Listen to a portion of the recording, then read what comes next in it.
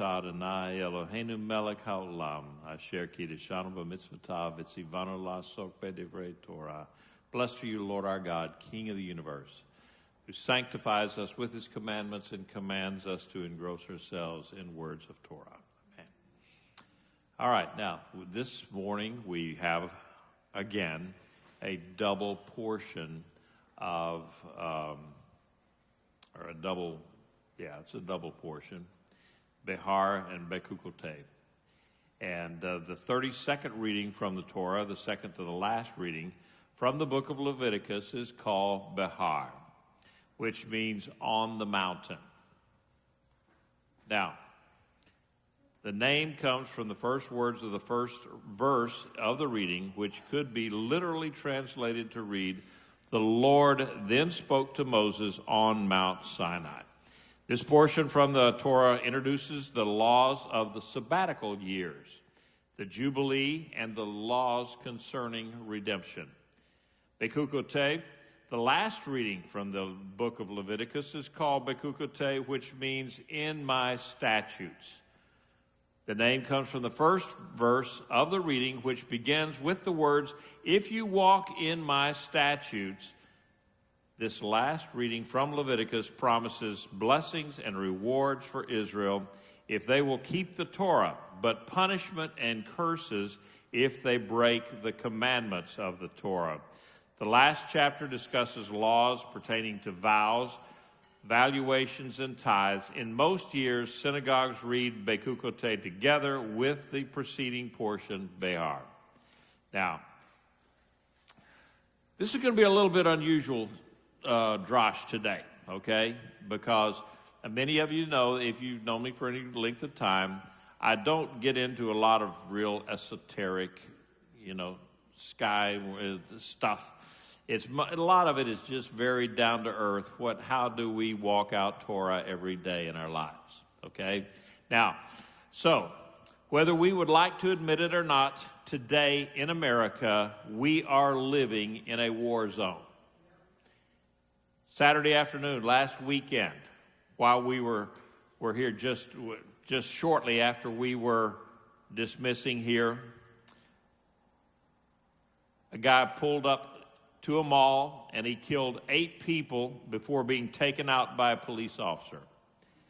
Back in March, a deranged transgender person walked into a Christian school and killed 3 adults and 3 children.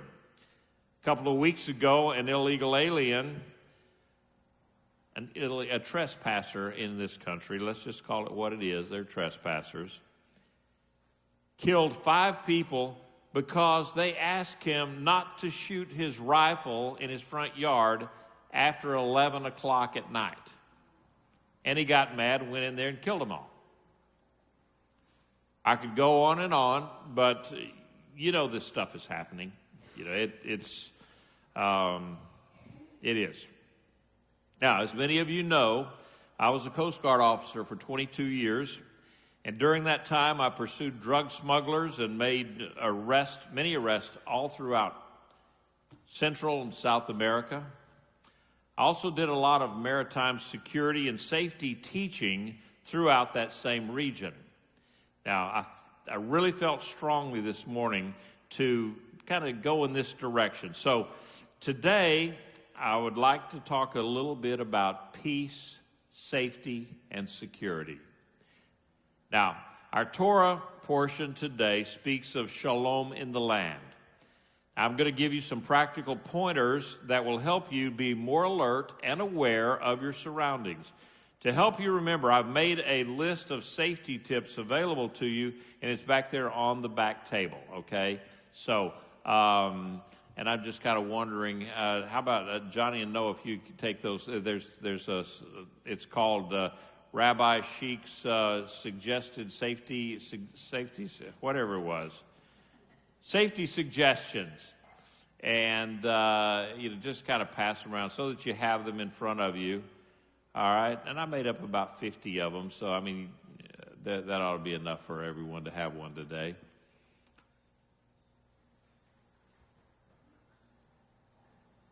And if you make sure that you take one. Okay, good deal. All right, so here's my list of suggested safety precautions. Walk and scan. Stay off your cell phones while you're walking, okay? You're not paying attention if you're on your cell phones. You're not paying attention to your surroundings, and bad guys can see that, all right?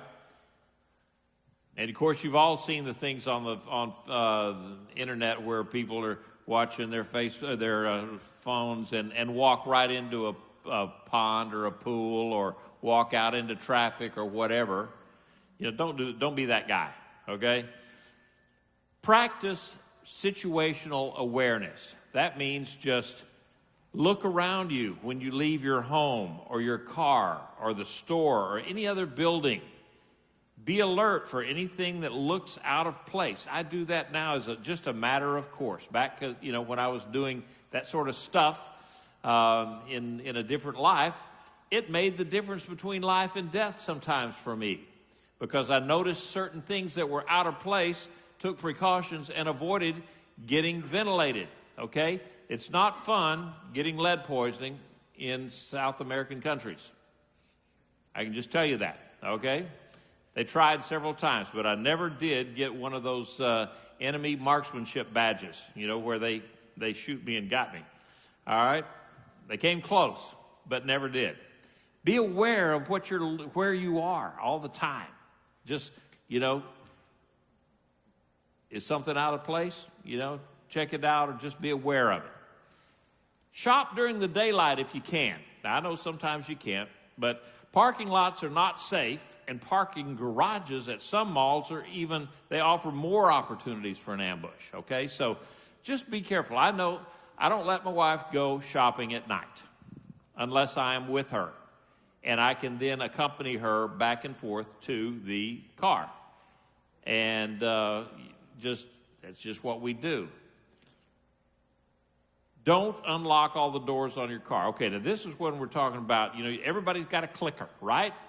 You've all got those little clickers on your key ring that you can click, open up the door, or unlock the door.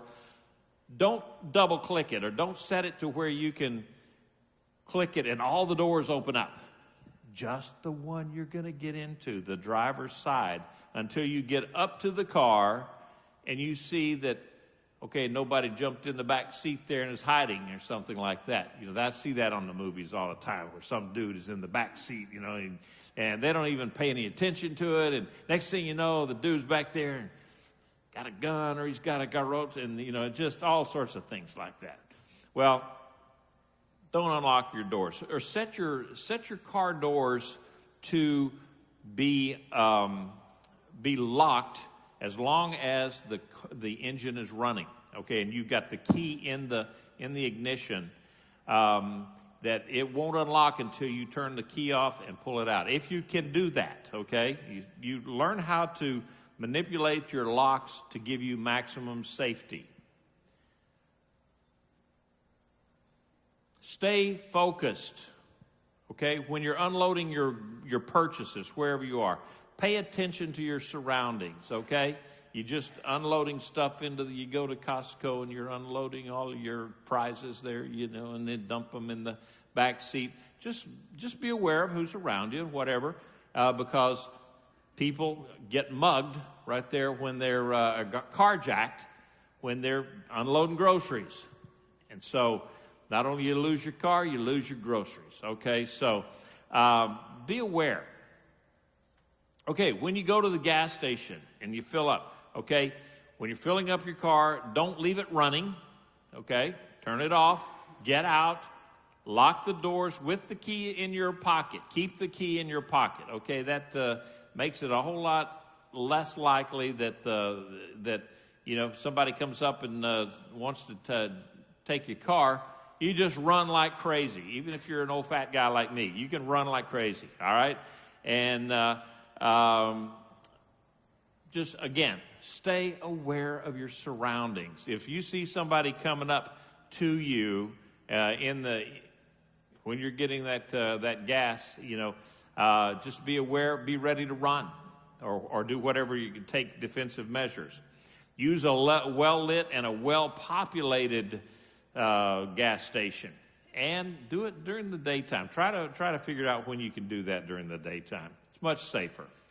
And, okay, when you're parking your car, don't park, and a lot of these are for ladies, okay? I'm trying to give you some pointers here, ladies, so that you don't become a casualty. Don't park next to a windowless van or a car. If you pull up there and there's some dude just sitting in the car, okay? So now sometimes Pat will go in after we get, we're going someplace, and she'll go into Michael's. Well, guess what? I don't go into Michael's, okay? Or Hobby Lobby or something like that. That is an excellent opportunity for me to take a nap. So anyway, I take a nap. But you look around and you see some dude in the car and he's just looking around and stuff. Go park someplace else. Even if you have to park a few places away and walk a little bit, that's better. Don't park next to a windowless van. Okay? Again, one of those kind of opportunities. And it happened to Pat. She pulled up and there's, a windowless van pulled her up right next to her. She got out and went to the grocery store, and this is in Columbus, of all places, that little place where we live.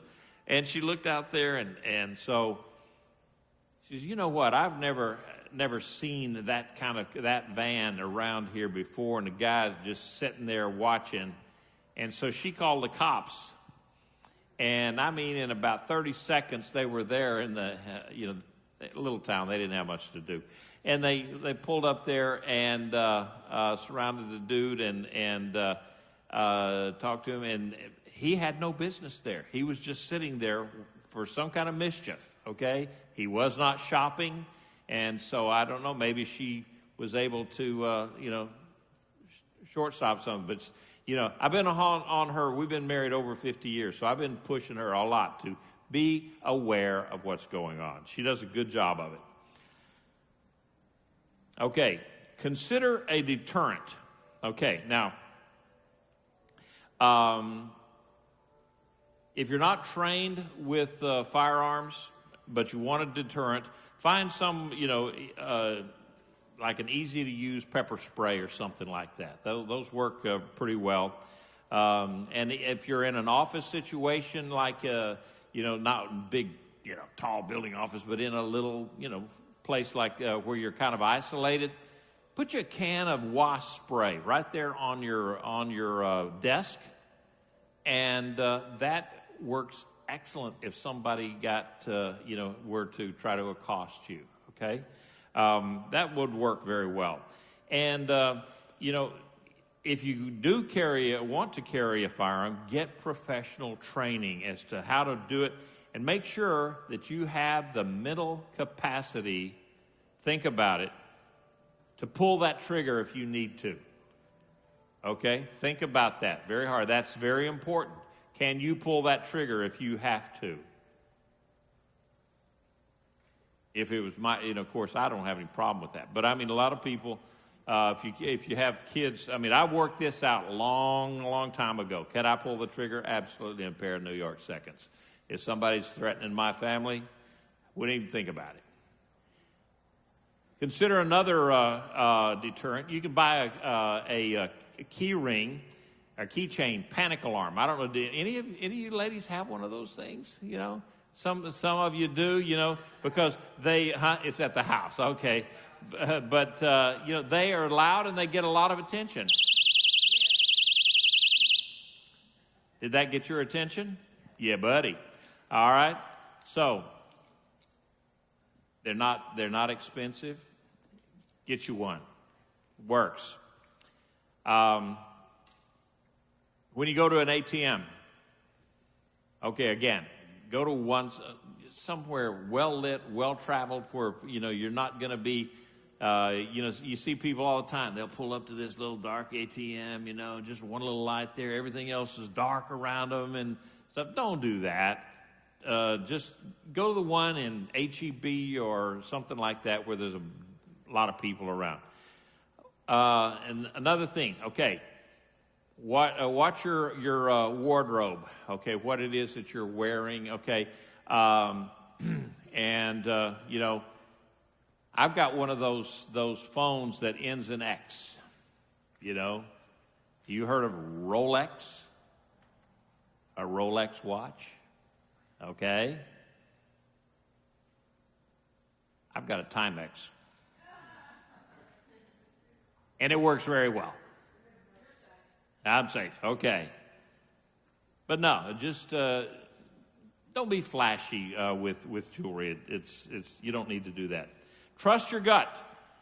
And here one, that's maybe the Holy Spirit's telling you something, okay? And again, a stranger danger, be wary.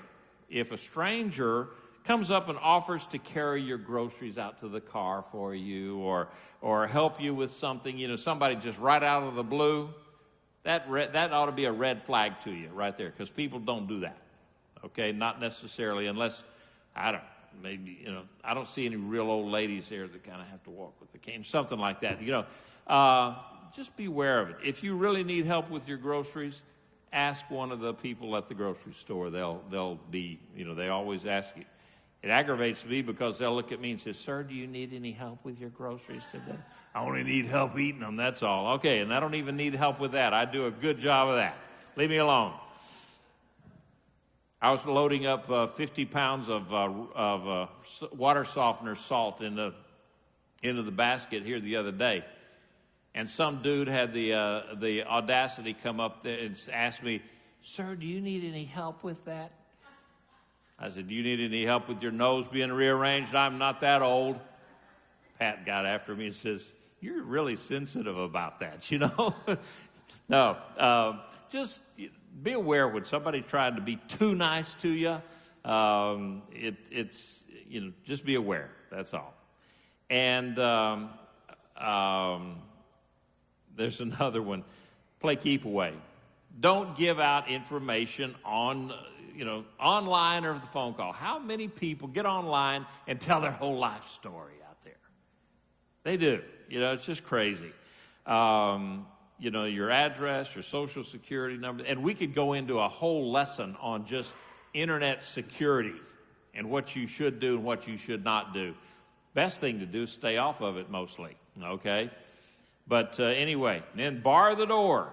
You can use a wooden dowel or a piece of, you know, just a little piece of wood to slide in a sliding glass door. Sliding glass doors are the one notorious for being, you know, you can jimmy a sliding glass door in a pair of New York seconds. I mean, you just go up there, pick it up, and slide it right out, whether it's locked or not.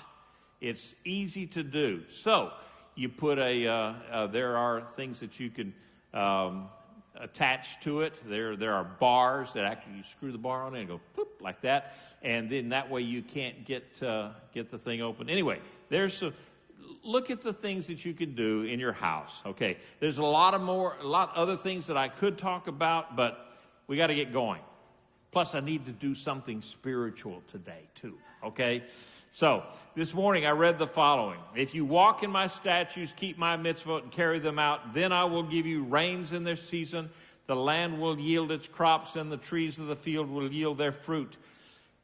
Looks like we've been following God's commandments, haven't we, with all of this rain we got.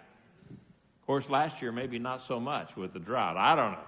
"Your threshing will last until grape gathering. Your grape gathering will last until the sowing time, and you will eat your bread to the full and live securely in your land." When the nation of Israel as a whole is walking in covenant faithfulness, she will experience shalom. Shalom in the land. The Hebrew word shalom, of course, is much more than just a greeting.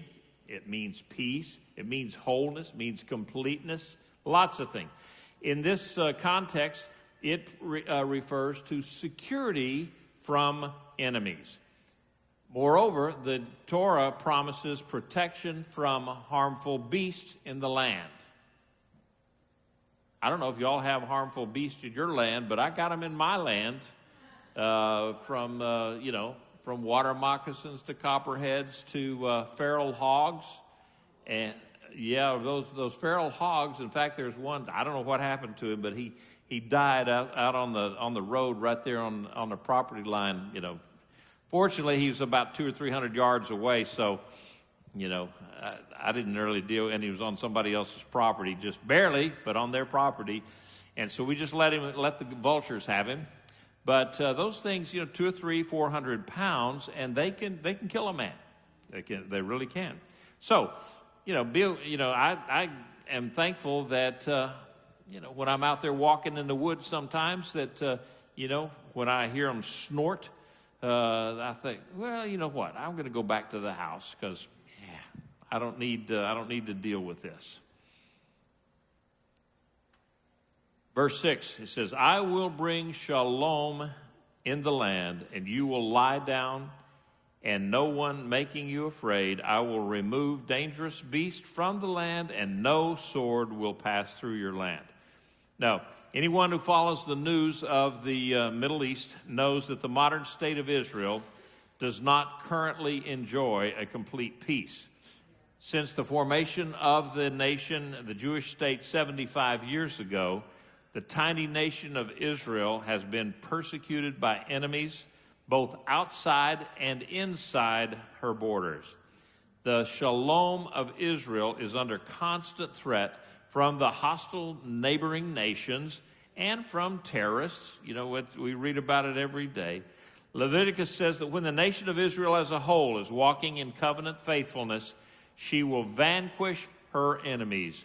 The Torah says that 5 of you will chase 100, and 100 of you will chase 10,000 of your enemies, and your enemies will fall by the sword before you. Now, 5 Jews will pursue 100, and 100 Jews will chase down 10,000. Now, notice the ratio is not linear. It's not a linear ratio, okay? So that, if 5 of you will chase down 100, then 100 of you will not, it doesn't 2,000. No, it's 10,000. So it's more of a geometric or exponential. It's not quite logarithmic or exponential, but it's not a linear curve, okay, a linear straight line. It goes up. So basically, if you chase one chasing 5 chasing 100, that's a 1 to 20 ratio. If you got 100 chasing 10,000, that's a 1 to 100 ratio. So why is this a discrepancy? Well, Rashi explained that you cannot compare a few who do the Torah to many who do the Torah. In other words, the power of righteous people banding together increases exponentially. 5 Torah keepers are great. They possess the spiritual potential by which each one of us can single-handedly defeat 20 of Israel's enemies. 100 Torah keepers have even greater spiritual potential. Each of them possess the potential to single out, defeat 100. Or if you have 100 Torah teachers, you can keep Torah keepers. You can defeat 1,000, 10,000. It's just, that's the way it is. This teaches that each individual who joins himself in the ranks of the faithful increases their efficacy, their efficiency, their power by more than just one, okay? If you got this much, just me and another, if I've got this much power and then Ed comes up there and, okay, the 2 of us standing together, that's not 2 man-powers. I started to say horsepower, but 2 man-powers. No, we get together in prayer and that's more than 2. It's multiplied. Now, I'm not sure if they will work literally in the field of battle until Messiah is the head of the army, but I've seen miracles in Israel when they were facing destruction and the Lord came in and took care of them. But remember the story of Jonathan and his armor bearer, his armor bearer, who single-handedly defeated a battalion of Philistines. The point is that each person is critical to the whole. Likewise, the body of believers is just more than just the sum of its parts. Each person who commits to a life of discipleship exponentially strengthens the entire body. That's why it's so crucial that we as a body join together regularly and pray for each other and to support each other. Now, there is no substitute for being a body bonded in unity of purpose. Many years ago, I was a Cub Scout, little blue uniform and so forth. And I remember having to make a presentation at one of the PAC meetings in front of all the other scouts as well as their parents. It was a simple demonstration, but one that I remember to this day. All of you know it as one of Aesop's fables about the bundle of sticks. One stick representing one person is not particularly very strong. It's easily broken. But when one stick is joined with others, it becomes harder. In fact, it becomes unbreakable. And I'm sure the force necessary to break all the sticks bound together is far greater than just simply multiplying that force by however many sticks that you have. If it takes 1 foot-pound to break one stick, I'm sure that it takes more than 10 foot-pounds to break 10 sticks that are bound together. That's the lesson of Leviticus 26 and 8. There is power in numbers. Anyone who's played football or rugby knows that you're much more likely to advance the ball when you have 2 or 3 hulking linemen blocking for you. Okay? On the battlefield, the courage of 10 men advancing on the enemy exponentially greater than just one man. Our prayers offered up to heaven are powerful. The Bible says that the effectual, fervent prayer of a righteous man is great. How much more powerful is that prayer when we, as an army of believers, storm the throne of God with our petitions? Demons are cast out. The blind gain their sight. The crippled walk. Cancerous bodies are renewed. That's the power of corporate prayer. Of course, God hears the prayer of just one man or woman. Sure he does.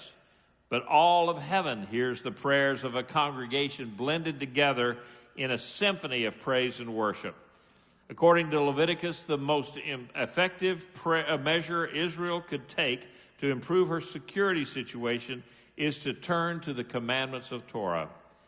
When Messiah comes, he will fully turn Israel's hearts back to Torah, and he will establish complete shalom in the land. We must pray for peace in the land. Pray for the welfare of the state of Israel. By the same token, we must be diligent in praying for our own nation, state, and community. We should get down on our knees every day and thank God that he saw fit for us to be living in the United States, and even more so that we live in the great state of Texas. But people, that's not a joke. Wait a minute. That's true, okay? It is just true. I don't want to say that. That's not a joke, man. Okay, like some dude does.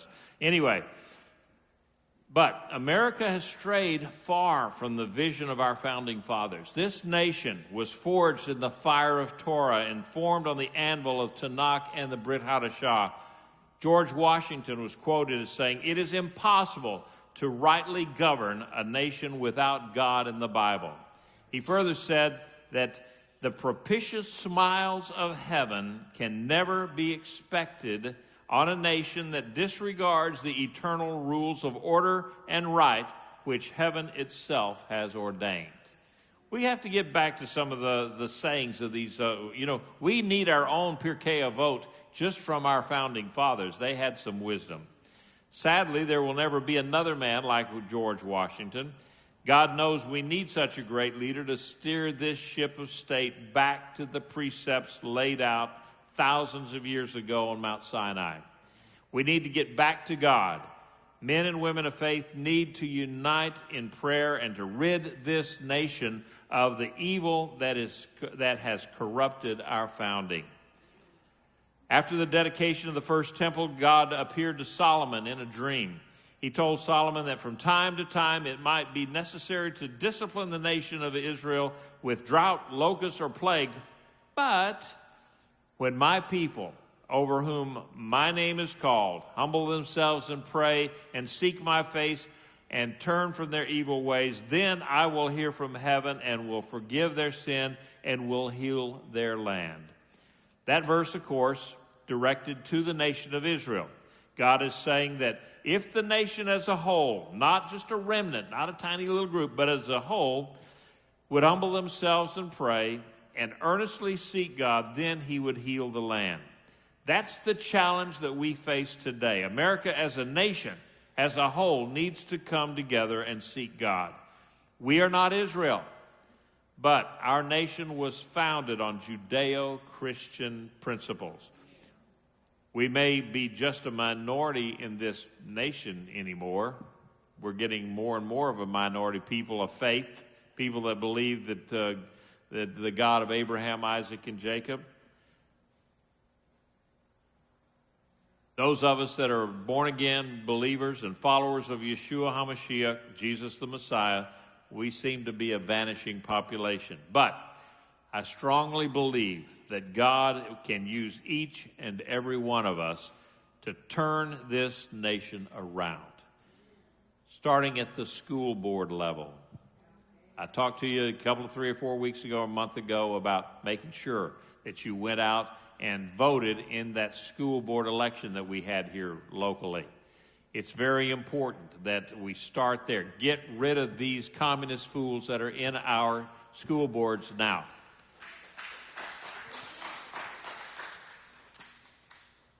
Jeremiah 29:7 in the English Standard Version urges us to seek the welfare of the city where I have sent you into exile, and pray to the Lord on its behalf, for in its welfare you will find your welfare. Have you ever heard that? Okay, what does that say? It means bloom where you're planted. Okay, when God puts you someplace, that's where he wants you to really bloom and take off and do good things. I am happy that we've had people that moved here from California and don't vote like Californians. They vote like Texans. I appreciate that. Well, they vote like this Texan anyway. Who knows about Houston? But anyway, no, it's important that wherever God puts us, that's where we should be trying to do good things, and then increase that the holiness of that place. We need to vote out those godless members who think they should have a drag queen story hour and then vote in men and women of godly virtue who will remember what God requires in his word. We need to continue on up the political ladder and rid our local governments of the corruption that permeates every level of the political spectrum. If you want peace in your land and in your lives, it boils down to one thing. Leviticus 26:3 says, if you walk in my statutes, keep my mitzvot, and carry them out. Goes on to verse 12, it says, I will walk among you and will be your God, and you will be my people. Could we stand and pray?